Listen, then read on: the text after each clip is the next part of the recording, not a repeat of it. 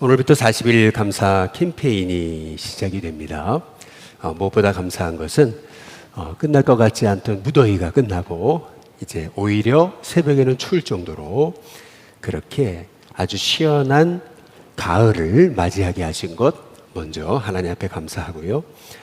그래서 오늘처럼 이렇게 우리가 40일 감사 캠페인을 또 열게 된 거, 또 그것도 감사를 드립니다. 또 이번에 우리가 서바이브를 야고보서부터 요한계시록까지 우리가 말씀을 쓰는 캠페인을 하게 되는데, 이번 캠페인이 맞춰지면은 신약 성경을 다 쓰는 것입니다. 혹시 도전하지 못하신 분들도 함께 도전할 수 있는 기회가 될 수 있기를 바라고요. 구약 성경은 좀 우리가 달려갈 길이 너무 멀기 때문에 나중에 혹시 하는 걸로 하고요. 이제 이번 신약 우리 서바이벌로 우리가 서바이벌을 마치게 됩니다. 여러분의 인생에 있어서 아버지 어머니가 쓰신 그 말씀이 우리 가족들에게 귀한 갑으로 물려지는 은혜가 있었으면 좋겠습니다. 그리고 무엇보다 감사한 것은 나 같은 자를 구원하게 하신 것, 그래서 오늘도 하나님 안에 그리스도 안에 살게 하신 것, 그게 너무나 이제 감사하지 않습니까? 오늘부터 우리 40일 동안 한 가지 이상 감사 제목을 노트에 좀 적어보시고, 또 한 번 이상 감사한 것을 우리 가족들, 이웃들, 직장 동료들, 친구들, 속도원들, 선교회원들과 좀 한번 나눔을 시작해 보시기를 바랍니다. 우리 인생, 막혀진 인생의 문이라도 감사하기 시작하면 하나님이 우리에게 복의 문을 열어주실 줄로 믿습니다. 인생에 막힌 문은 용쓰고 애쓰고 원망하고 불평하고 노력한다고 되는 게 아니고, 인생에 막힌 문은 감사할 때 열리게 되는 줄로 믿습니다. 그 문을 통해 여러분 한번 하나님의 복 가운데 들어가 보시면은 그 복이 얼마나 큰지 여러분 알게 될 줄로 믿습니다. 우리가 50년보다 생필품을 750가지나 더 많이 누리고 있는데요. 50년 전에는 생필품이 50가지였는데 지금은 생필품이 800가지라고 말씀을 드렸지 않습니까? 생필품이 1000가지가 된들, 10,000가지가 된들, 20,000가지가 된들 우리가 행복한 게 아닙니다. 실은 우리의 삶이 감사할 때 저와 여러분이 생필품이 50가지라도 감사하고 하나님의 복을 누리는 삶을 살게 될 줄로 믿습니다.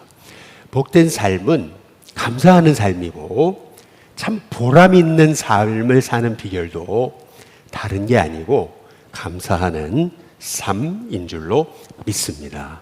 보람되다는 것은 의미가 있다는 것인데, 실은 인생의 보람은 내가 많은 것을 누리고 그리고 대단한 일을 해서 우리가 인생이 보람돼지는 게 아니고, 참 보람된 인생이다라고 하는 것은 감사할 때 그 인생이 보람되고 또 의미 있는 인생이 되게 될 줄로 믿습니다. 또 무엇보다 사람은 만나고 나면 또 만나고 싶어져야 되는 것이 사람인데, 자꾸 만나야 인생이 뭔가 역사가 일어나는 거잖아요. 우리 인생이 자꾸 만나고 싶은 사람이 누굴까? 결국 보면은 감사하는 사람이라는 것을 알 수가 있습니다. 결국에는 하나님의 복은 다 감사로부터 주어진다라고 하는 것을 우리가 깨닫게 될 때, 이번 가을이 여러분의 삶에 입술에 감사가 흘러넘치고 마음에 감사가 흘러넘쳐져서 여러분의 인생에 복의 문을 열고 한번 들어가셔서 그 복으로 충만한 저와 여러분이 다 되시기를 주님의 이름으로 축복합니다.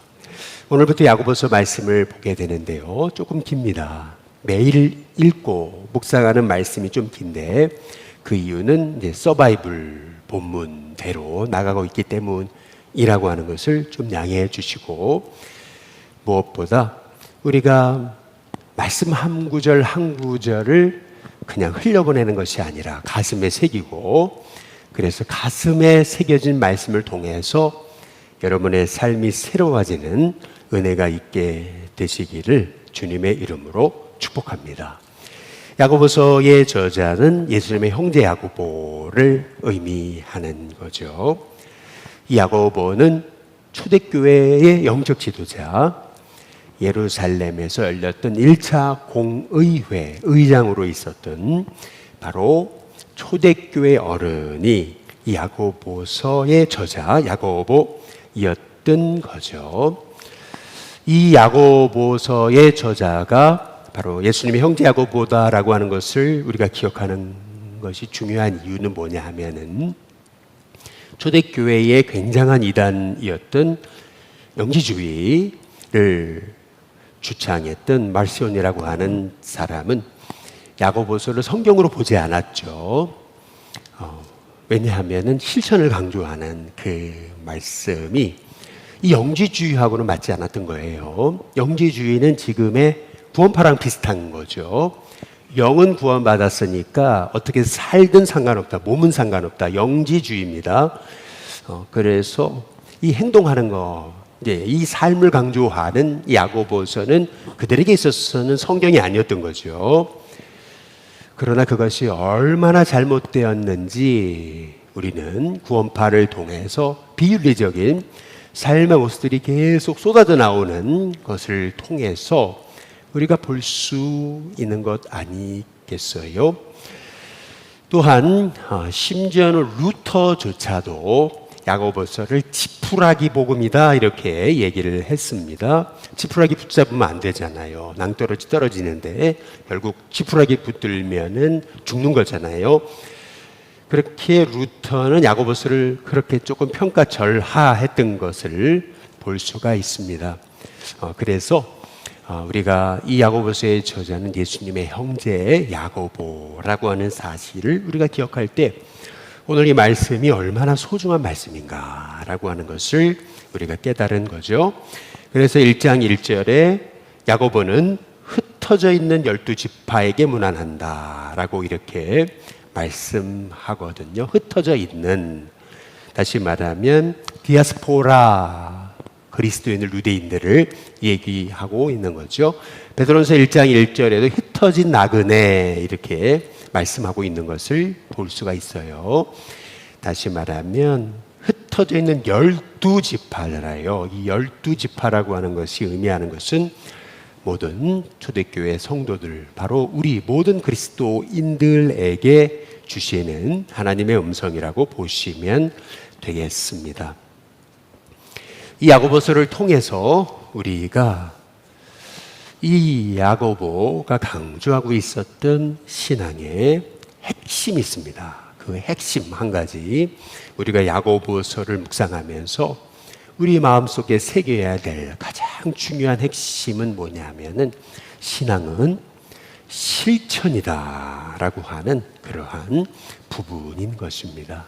듣기만 하는 것이 아니고 신앙은 실천임을, 삶으로 살아내는 것임을. 그래서 25절에 보시면 자유롭게 하는 온전한 율법을 들여다보고 있는 자는 듣고 잊어버리는 자가 아니다 라고 말해요. 실천하는 자니 라고 말하잖아요. 이 사람은 그 행하는 일에 복을 받을 거다. 이게 우리 야고보서의 가장 중요한 핵심 있는 것이죠.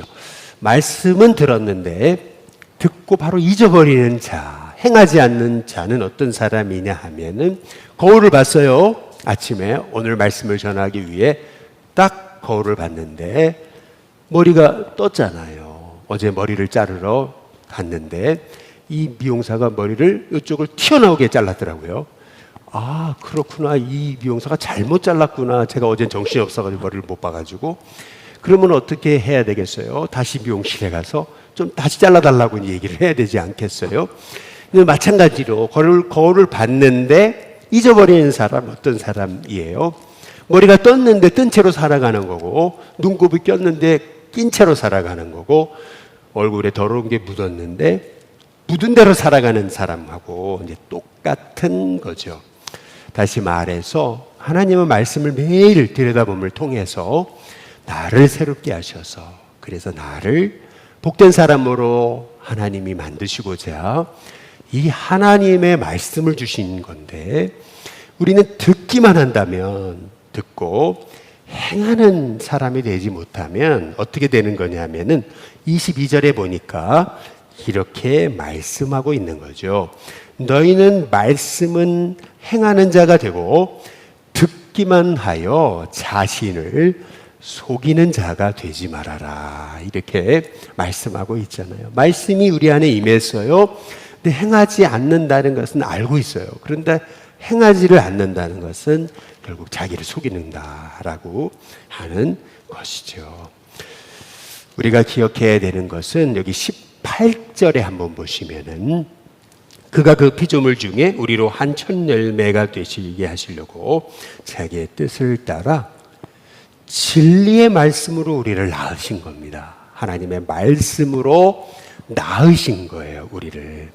그래서 우리는요, 말씀으로 사는 하나님의 종들이 돼야 될 줄로 믿습니다. 그래서 21절에 보면은 믿음의 삶이란 어떤 거냐면은 이렇게 오늘 야고보서 1장 21절 이렇게 얘기하는 거죠. 그러므로 이게 신앙생활이에요. 모든 더러운 것, 넘치는 악을 내버리고 우리 안에는 끊임없이 더러운 게 올라오고 넘치는 악들이 올라와요. 이걸 내버려야 돼요. 그리고 너희 영혼을 능히 구원할 바 마음에 심어진 말씀을 온유함으로 받으라. 여기 중요한 말씀은 마음에 심어진 말씀이거든요. 여기서 심어졌다라고 하는 말씀의 의미는 뭐냐 하면 이게 접붙여졌다라고 하는 뜻이에요. 나무에 가지를 접붙였잖아요. 이게 심어진 말씀이라는 뜻이거든요. 말씀이 내게 탁 접붙여졌어요. 그게 구원이에요. 그래서 말씀으로 우리를 낳으신 거예요. 말씀이 접붙여졌어요.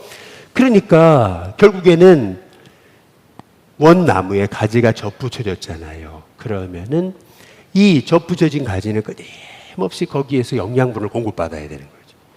끊임없이 은은하게. 그래서 온유함으로 그 말씀을 받는 거예요. 끊임없이 그 생명의 그 생수에 내 목을 적시는 거죠. 그렇게 되다 보면은 내 삶이 하나님의 복으로 채워진다는 거. 이제 그것이 바로 믿음의 삶이다. 그래서 시편의 119편 125절에는 주의 법을 사랑하는 자는 복이 있다 그랬습니다. 어떤 복이냐면은 큰 평안이 있다 그랬습니다. 말씀을 사랑하면은 큰 복이 있습니다. 그런데 그 복이 내용이 뭐냐 하면은 장애물이 없을 거다라고 그렇게 말씀하고 있습니다. 그러니까 인생에 장애물, 나를 넘어뜨리는 이 거치는 돌들이 없다는 의미가 아니고요. 이 장애물이 없다라는 말의 의미는 뭐냐면 중요한 거 주의 법을 사랑하는 자에게는 큰 평안이 있잖아요. 그래서 장애물이 없을 거다. 큰 평안이 굉장히 중요한 거죠. 평안하니까 큰 평안이 있으니까 장애물을 뛰어넘는 거죠. 장애물을 뛰어넘는 거예요. 배를 타고 가는데 큰 바위덩어리가 있는 거예요. 피할 길이 없어요. 당장 이 방향을 틀 수가 없어요. 죽었어요. 그런데 갑자기 비가 오더니 물이 차오르잖아요. 그러고 나니까 그 바위를 넘어가더라는 거죠. 그것이 바로 주의 법을 살아야 하는 자, 마음에 심겨진 말씀을 온유함으로 받은 사람, 그 사람은 바로 하나님의 주시는 장애물이 없는 귀한 삶을 살아가게 된다라고 하는 말씀인 것이거든요.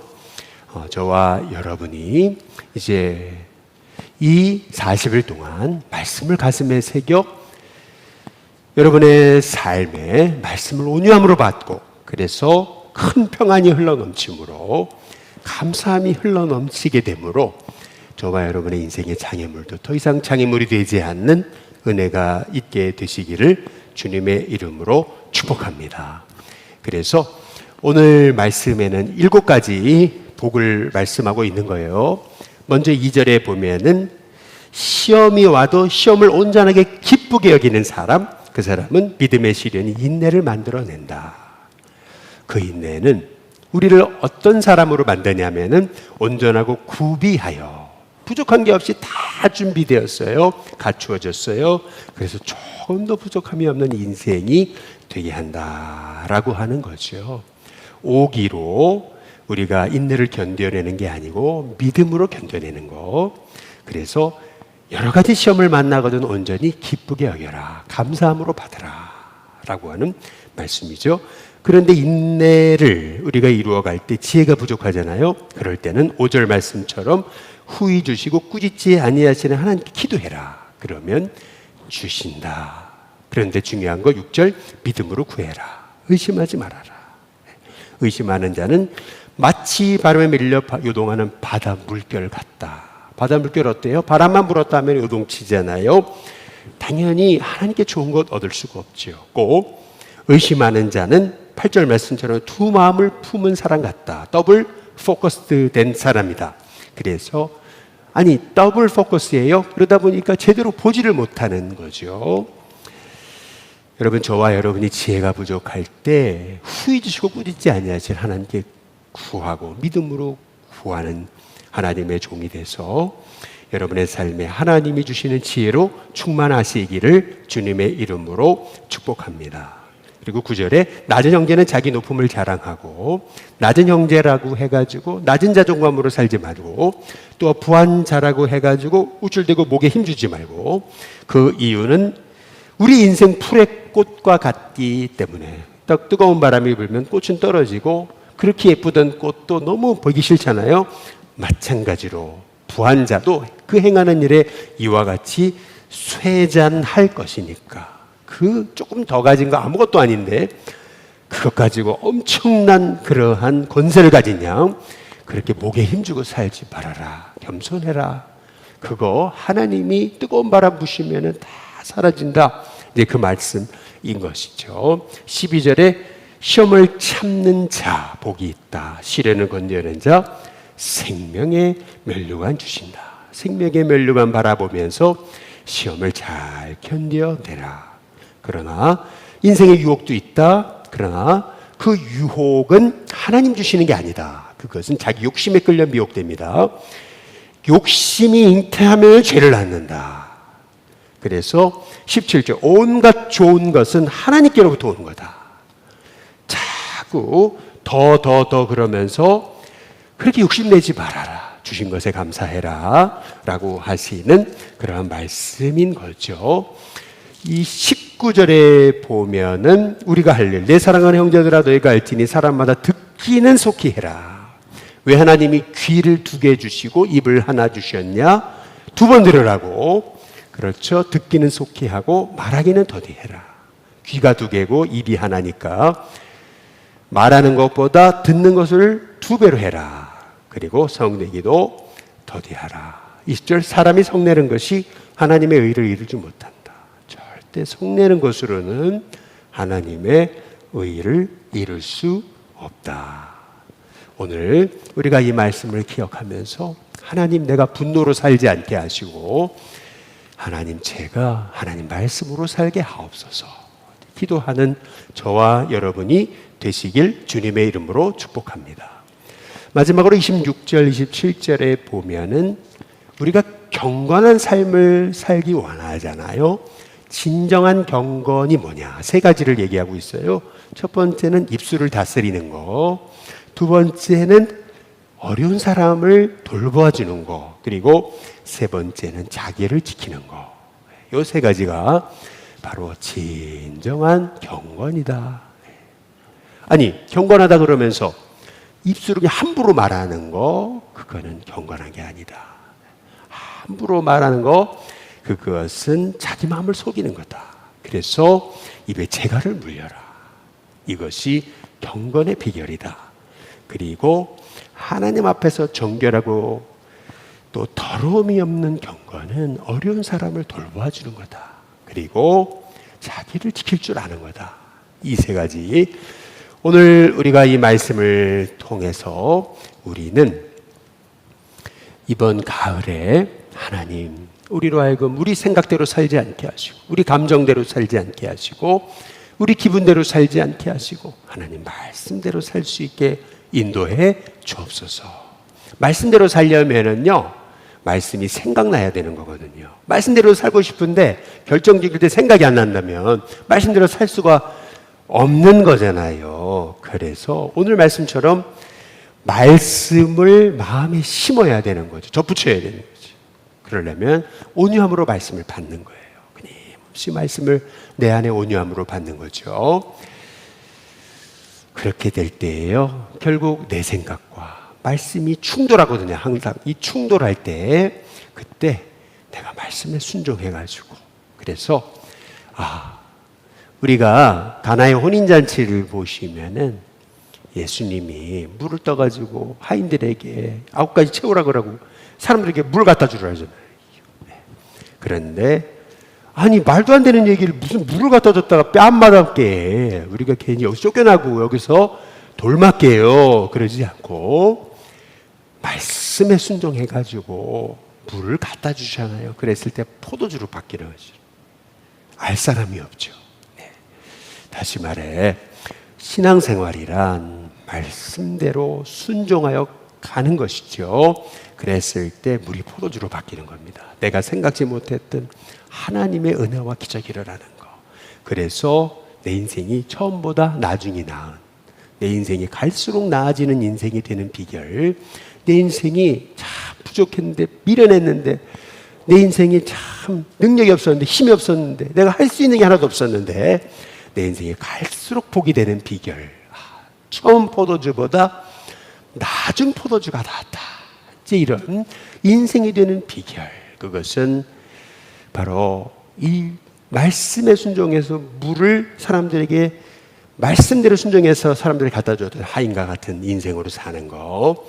여러분, 저와 여러분이 이번 가을에 이 말씀의 능력, 말씀의 축복, 말씀의 비밀을 누림으로 저와 여러분이 참 실천하는 이 사람은 그 행하는 일에 복을 받으리라, 이 말씀이 저와 여러분 가운데 이루어지는 은혜가 있게 되시기를 주님의 이름으로 축복합니다.